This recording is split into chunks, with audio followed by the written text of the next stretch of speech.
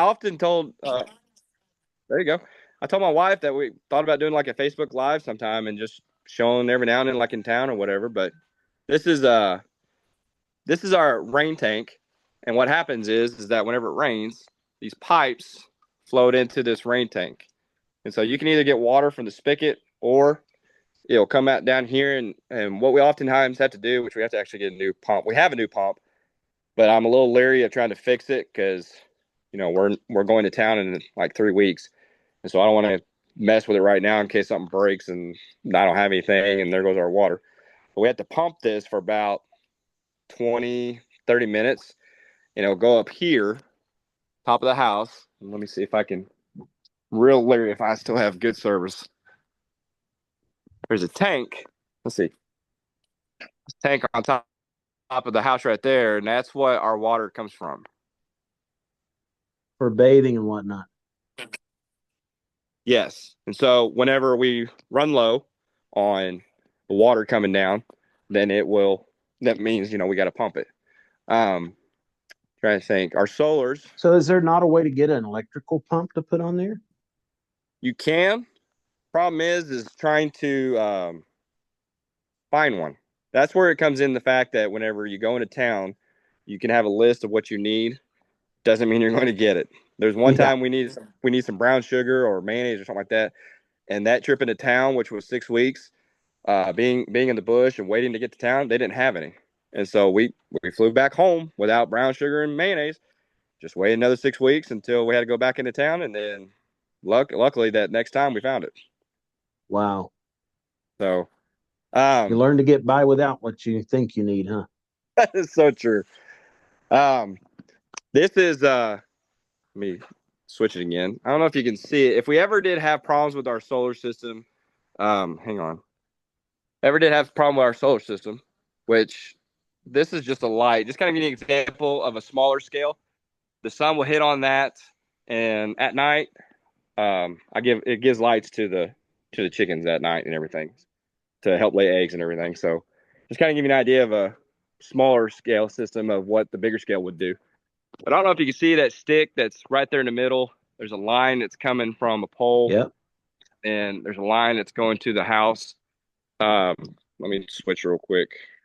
That is actually our radio system. So if we ever had problems with our solar where we couldn't use our phone and everything, we could. If we ever had an emergency, um, turn on the radio, and let me show y'all real quick. Turn on the radio to be able to call out. Let me get switching around here. Don't mind the mess. But yeah, there's a radio system right here to where we can sit there and call out, and it will sit there and That's whatever neat. number you call out on here, it'll direct it, to MAF if we ever need to have an emergency flight or something need to be taken come down or something like that, then we can use the radio. So I try to sit there and think if there's anything I can show y'all during this recording. Let me show you how up here on the porch and everything. This is kind of just a broad view of our front yard. That is Balto's, our dog, cage that we built, and whenever we're gone, Saki keeps an eye on him and puts him in there during the night or whenever he needs to be gone somewhere. And then, as mentioned to Pastor Pittman, that's our gate. And then over here, if you can see like a silver lining, this is Caramoe Baptist Church. And so that's kind of how close we are to the church. And then if you walk on the road that way for about 20-25 minutes, that's where we actually preach and go to services on Sunday and Wednesday to be able to help with the church plant work there. Amen. That's so interesting, brother, and so helpful that we can understand. And I was telling you what's the greatest challenge each day. I was asking about that. And I would think, having to pump water up into the thing, because when we were in Mexico, sometimes our cistern would go dry or the pump wouldn't work Yep. right or whatever. And it always ran out of water when my wife was in the shower, almost always.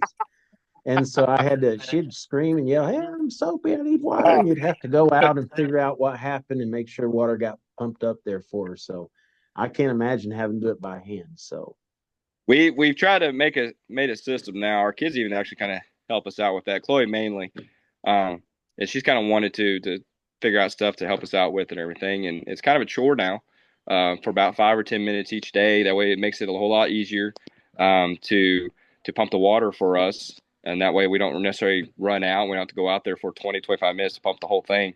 Now, whenever my wife sits there and washes clothes, we used to have a what they call here like a small twin tub, and she would sit there and do her washes over, and then obviously put it on the rinse cycle and everything. Well, we just bought uh, a new washing machine when we got back, and it's it's a whole lot better. It's just one tub, and so hey,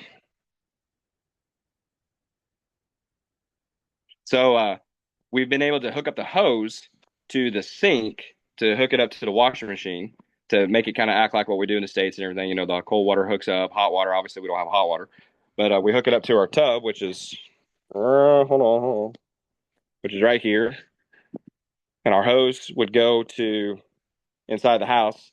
And what we'll do is we'll pump the water and make sure we have enough, and then we'll just turn the water sink on, and then this sucker will sit there and wash it and rinse it and do all that all in one deal.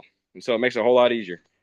Now, during the rainy season, we just put new water in it for every new wash because obviously we have enough water in the water tank during rainy season. But when it starts to get into dry season, when we're not having as much water and everything, and some of y'all might not like this, but we'll reuse that water that we just washed, and it'll dump into a big old. Do I have it out here? No, I got it in the bathroom. Hang on. It'll dump into a big old saucepan, what they call a saucepan, that I had made. I don't know if y'all saw it on Facebook, but I had made for a shower, and I'll show y'all that as well. But we'll dump the water into the saucepan after it gets done. Then we'll put it back into the washing machine to reuse that water. Is it a little bit dirty? Yeah, but it helps us to be able to not use up all the water in the water tank during dry season. And so that's another one of those struggles that some people don't realize during, missionary life and everything. When we got here, kind of near time we got here, I built a kind of a shower system for us. We mainly use it when we get real hot because it's cold water. I haven't been able to figure out how to warm the water up outside of trying to, cook it on the stove and get on a ladder and put it in the pan. But what we're doing is when we take showers and everything, we're just using like little buckets and just get on our knees or whatever and just wash every day like that. Well, I made a system, see if I can show you, where the water would come up, built a pipe to go across up on top of the bathroom, and then come over here. Now the saucepan used to be up there. It's not because we're using it for a washing machine. Would come up there, and then we would have our shower hose come off of that spigot of that saucepan, and then we would take a shower in our bathroom. So, like I said, I'm not a plumber. I'm not an electrician. Before I got here, but I have definitely learned to be a plumber and electrician after I've got here. I'm trying to think of that phrase. Necessity is the mother of invention. Yeah, that's exactly right. We actually in making that. So back at home in the States, you can sit there and underneath the toilet, you can turn off the valve to be able to shut off water, and it won't come up through the pipe. Well, here we don't have that. And so I was trying to make it where we would, which I've still got to figure that out, how to do that, which would be easy. But um, in process of doing that, I thought I had the correct PVC parts whenever I cut off the top, or yeah, whenever I did something to the top and unscrewed something, and the water started coming out of it. I'm like, okay, that's not great. So I was trying to hook. I can't remember if I was trying to hook something, connect it to the threads to the what I took off and everything, and it wasn't fitting. And I'm like, oh great, because we had just got back home, and it's going to be another 5 to 6 weeks before we went into town again. So I'm thinking in my mind, and we do have a shut off valve outside of the house. So I told my wife, I said, turn it off right now, which turns it off from the sink, turns it off from the bathroom, turns it off everywhere in the house. I'm thinking, what do I do? Because we got to have the water running. And every time if my wife needs to use it, I got to figure out how that water's not going to come through. What am I going to do? I need something to cap it off, screw it on. What am I going to do? So I go around in the tool room, and I don't have one nearby. There was a oil bottle that I had, a two-stroke oil mixture for the weed eater, that had a cap on it. I unscrewed that and I'm thinking, I'm wondering if this will work. And I went in there, screwed it right on. I'm like, oh, please, please, please. Told my wife outside the window, I said, turn it on. She turned it on and it plugged it right up. So I was like, yes, thank you, Lord. And it plugged it right up until 5 weeks later where I can fix it. That's so neat, brother. That's neat. I've enjoyed watching, looking at all that. I just like seeing the landscape. It's just so pretty there. And I know it's something you guys, again, you have to beat that back and make sure it doesn't become, encroach on your home. But it sure is Mhm. pretty. Yeah, we've got a garden in the back. I think I'm finally learning how to garden here. Back in the States, totally different climate. Um, Totally different struggles there. And gardening and everything is totally different here. Trying to worry about too much sun. We're by the equator. It seems like, you get sunburnt in a matter of a minute. Um, and then you get too much rain. And so, that's a struggle in itself, trying to figure out what things to be able to grow and how to protect it from too much water, protect it from too much sun. Because used to a long time ago when the Hollands were here, you could go to the market, you could find carrots, you could find cabbage, lettuce, all that kind of stuff. Well, I'm not sure if it's because just the times we're living in or what it might be, but you go to the market now and you may be able to find peanuts, bananas, and maybe some pineapple here and there. And that's about it. And so with us trying to do a little bit more vegetables for my health, a lot of times we'll go into town to their market and buy it, put it in a box, and then bring it back. And we'll try to cut it up and freeze it, or we've got a dehydrator that's coming that we're going to try to do some of that as well. But just trying to work through those struggles, trying to get ideas. What can we do to make it better, for our food supply and Yeah. all these kind of things. And then, with our chickens that we've bought and everything, we're just trying to do things as well to not having to worry about spend as much. We can save here if we do this and everything. And so, yeah, Can I it's ask a you a learning process question? all the time. Sure. How is it as far as sending things to you? Is it reliable or is it difficult? So like if somebody sends you a card or a box or whatever, is it hard to get to you? We have had, from what we can tell from our people in our church, that tell us when they're sending stuff, and we've never had a problem of any of it getting lost. There was one time my Isaac's on the road. Sorry.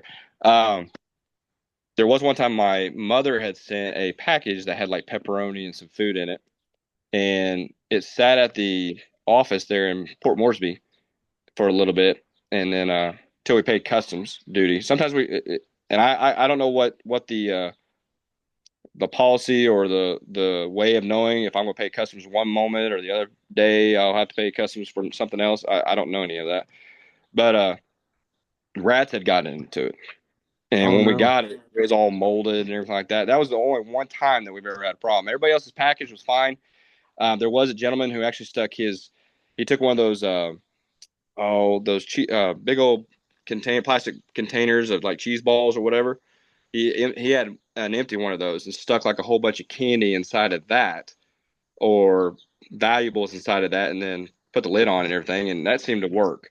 But everybody who's sent a package that we know of, it usually gets here within a month or two.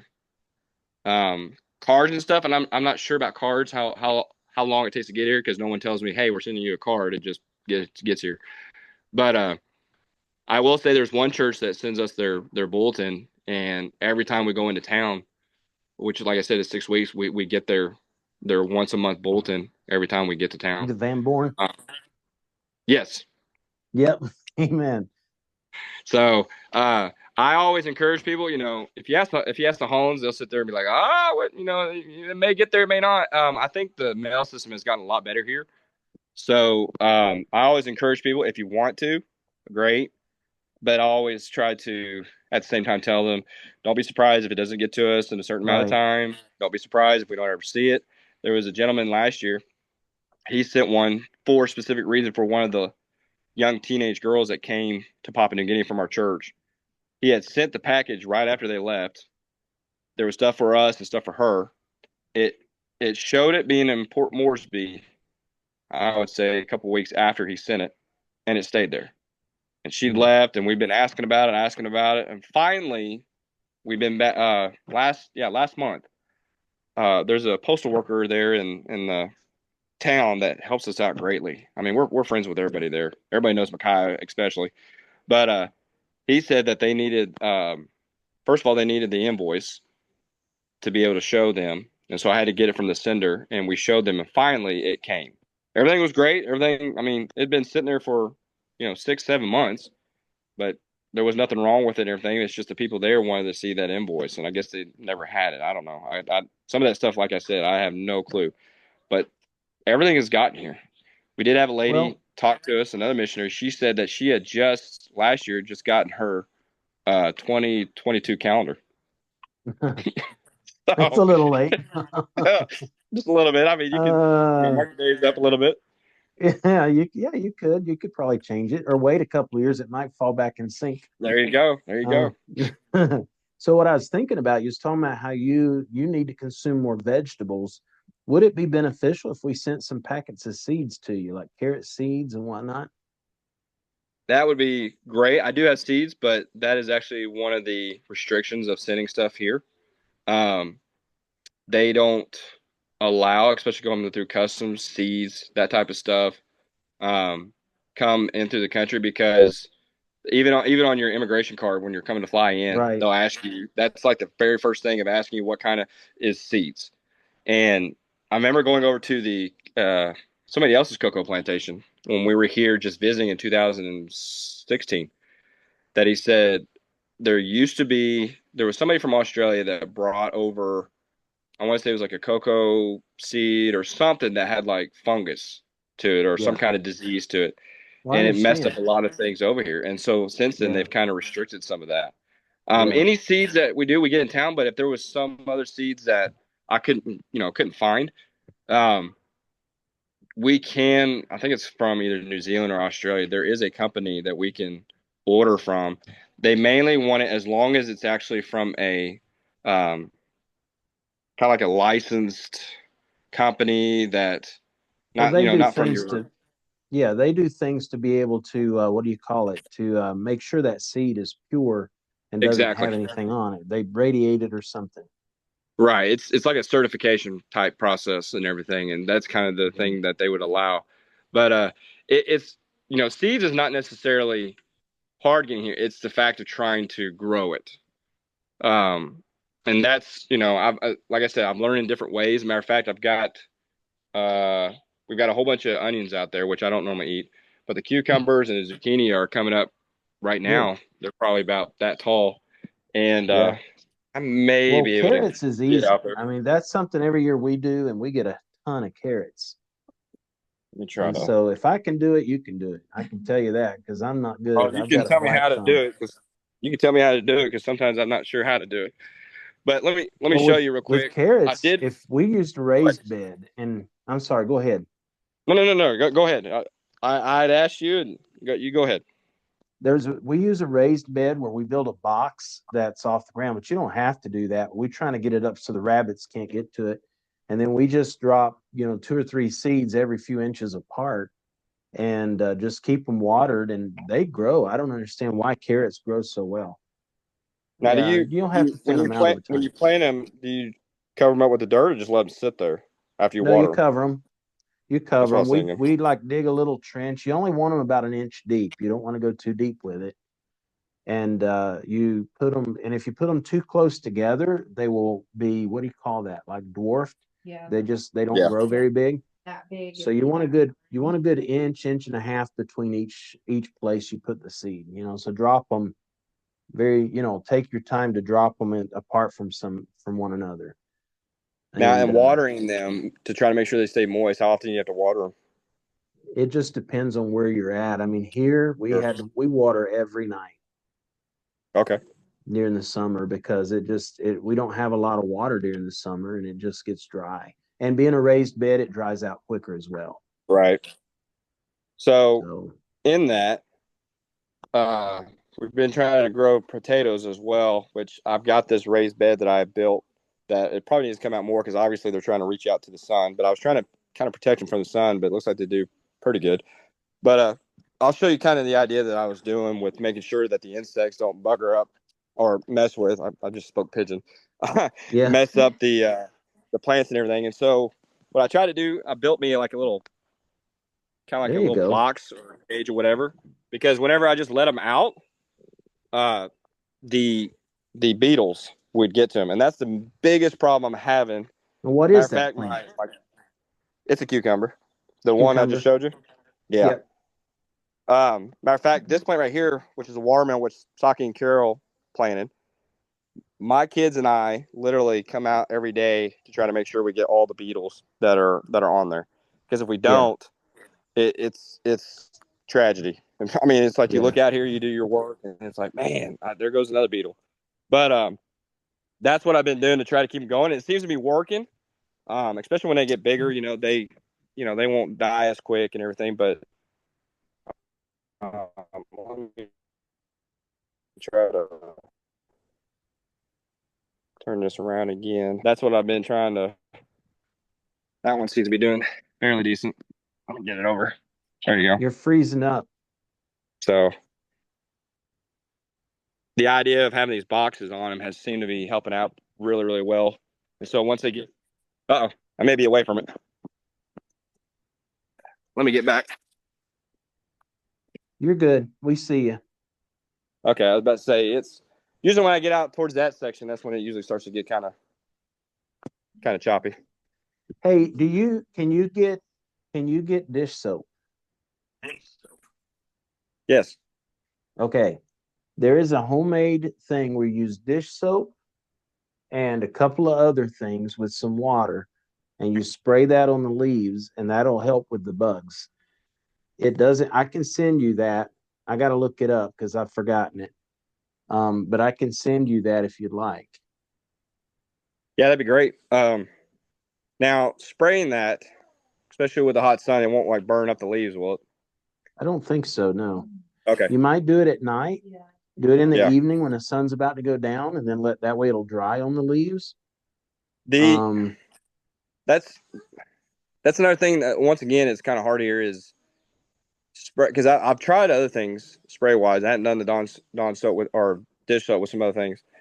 Problem here is that when it rains so much, I don't know if it washes that off. Yeah, washes that off yeah, you'll quite have to often. reapply it quite Yeah, quite a bit, yeah. but it will. It's somehow, I don't know if it's the bitterness of the soap or what, but there's a couple of things too. But it just don't they don't like it and won't deal with Mm. it. So I don't Let's see if know. I can show you. I'll show you our the Holland's bird beauty. She's like 20 something years old. Oh wow. They used to have a grand one named Rascal, but he died. But this bird is man, this bird is old. Oh, is that Beauty? That is beauty. Oh, so Well, pretty. pretty. Pretty bird. You're so pretty. Yeah, I ain't sticking my finger any more than that. Does it talk? Oh yeah. Matter of fact, this I think this bird knows 3 languages.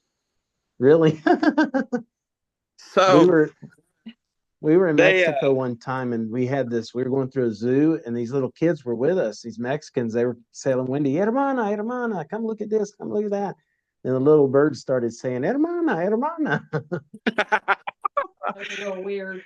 yeah, this bird. Okay, so here in New Guinea, you may have heard that there's like over 150 different types of languages, tribal languages. And so I didn't understand that until we actually got here. So here in Karamui, everybody knows how to speak the main language, which is, talk pigeon. Now, here in Karamui, they may have their own what they call talk place. It's totally different. It is nothing near to talk pigeon, but you can go into another village that's about an hour away from here, and they'll have their own talk place. And so that's where that 850 different tribal languages, come in at. But everybody pretty much knows the main language. This bird knows talk place, knows talk pigeon, and knows English. And so Moses was out here working on the chicken coop, and talk place, it just sounds very gibberish. I don't know. But he was out here working, and all of a sudden we were eating, and we heard her go, and we're thinking, what? This bird knows talk place. But it does know our dog's name because now whenever we've yelled out Balto many times to try to get him to come in, every now and then we'll hear Beauty go Balto, That's Balto. so funny. I love it. That's a good form of entertainment, brother. That's cool. Yeah, the people are very excited here because the Hollands, and I've asked them about it, and they said no, we didn't try to learn talk plays because it was just too hard. I've learned the times of the day, the talk plays, and the people here just get really shocked and just smile real big, and they're like, "Oh, he knows our talk plays," Yeah. because, like I said, it's totally different. In talk pigeon, you can kind of understand some of the language. Even if you've never heard the language, you may be able to grasp the idea of what they're trying to tell you. And so, um, if I told you like our conference call or whatever, I would say something to the effect of, "You may have been talk one time long, this blah boom, or this blah you've been ringing me, now me been talk back on you." So you can kind of hear the talk and back and long is all pretty much all prepositions in talk place. There's nothing even similar whatsoever. Now I would So imagine they morning don't have a time, written language. they don't, they don't.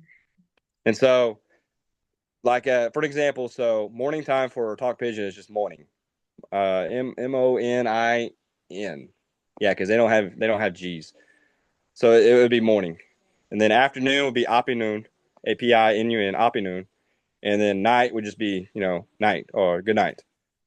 Talk place, morning is kikamu,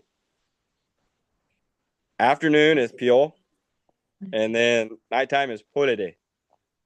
So there's no similarities to any English whatsoever to Yeah. that. So So how did you learn? I mean, just hearing them, or did you like record it on your phone so you could hear it over and over? mainly, okay. So first of learning to talk pigeon, working on the airstrip with a bunch of guys, especially Moses and Saki, helped me out quite a bit. Um, I'm a I'm a hands-on guy type of learning method and everything. Looking at a book, and we did have a not necessarily a curriculum, but we did have a deal where a mission. As a matter of fact, I think the Hollands even used it, where a missionary did like a whole track of how to learn how to speak, pigeon, and we downloaded that and sat at the table with our kids and tried to do that. That wasn't bad. It just I don't necessarily learn that way, and so whenever I was up at the airstrip, I would talk, and I'll tell the guys, tell me how you say this. And so we'd converse back and forth, and I'd learn the talk pigeon that way. And that's how I was able to learn it so quick. Talk place, there was, trying to think, Saki wasn't the one who did it. There was another gentleman here. Might have been Coos. Yeah, Coos, and then another preacher over in Agabo. Every now and then when he's here, he'll help out as well. But I told him mainly I wanted to learn the times of the day, just right now. And so that's just a walking to the market or walking back, just in conversation with them. They just sit there and say, "Okay, kikamu," or you'll hear them. The people here won't say morning or afternoon when they're walking by each other. They'll say the actual talk place, kikamu or pure. So I began to catch on, and they're extremely what do you call it? Yeah, happy, but extremely honored. I guess that's a good word for it, for me to be able to learn their talk place. Then I tried to start learning a little bit more, and like Nagadao is goodbye, and then Abu is papa or dad, and then Kira is mama. And so I think the reason why they were super excited is because they'll tell you whenever I say stuff like that, they'll be like, "The Hollands, bro, Holland, he didn't, he didn't try to learn it; was just too hard." And so they'll sit Yeah, there he and go, wasn't as every young as you are either. yeah. Uh, Whenever I do that, they'll sit there and go, "Oh, you win him, Dave Holland," which means you're in a sense kind of beating him, or Yeah. you're out there or whatever. I'm like, oh, whatever, don't be saying that. But they just I love laugh it. and everything, like, oh, you with him, Dave Holland. Mm, that's Yeah. awesome. Well, I appreciate you showing us around, brother. I enjoyed that. I'm gonna turn this recording off. Okay.